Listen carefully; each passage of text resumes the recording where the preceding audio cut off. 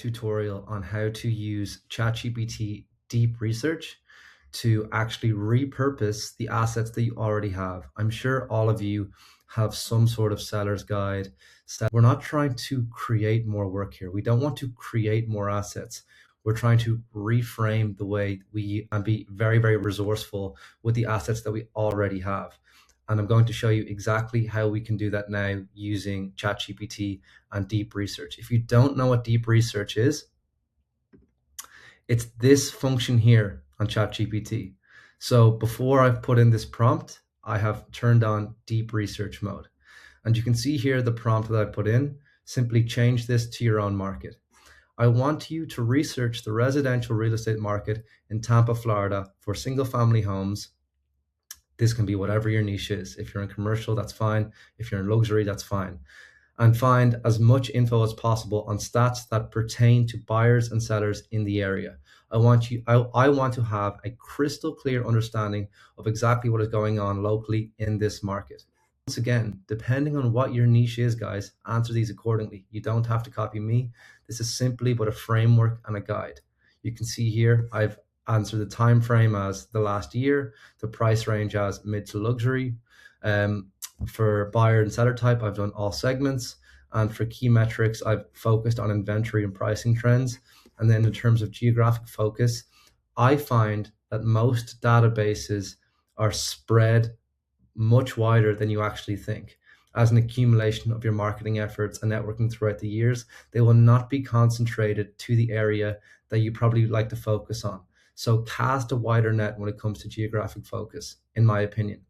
And you can see here then, guys, like, look how amazing this is. ChatGPT 2025 year in review for the Tampa Bay single family housing market. Incredible. Of course, this is a lot of information. I don't even want you to read it. I simply want you to come over here to the next step. I want you to think of the guy that you have in mind. So in this case, as an example, I have a single seller-focused lead magnet, a seller's checklist that helps homeowners think through selling their home. Using the market research and stats above, these identify the key fears, uncertainties, and decision blocks sellers are experiencing in this market right now.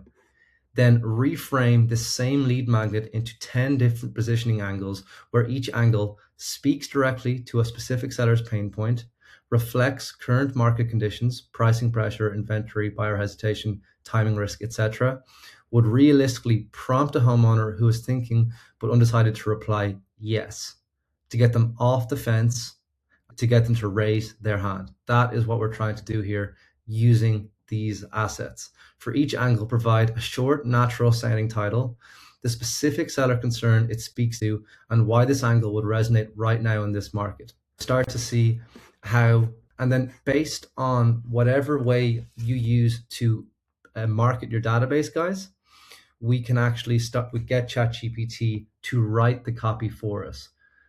So now write 10 short, cold emails using each pain point once to split test.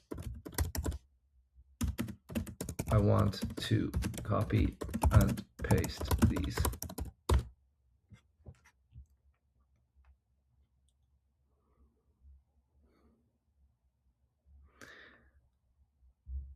And there you go, guys. Literally, from timing paralysis to pricing anxiety, fear of stale listings, etc., we have 10 fresh hooks to use our existing assets to get the sellers who are sitting in your database off the fence and to raise their hand.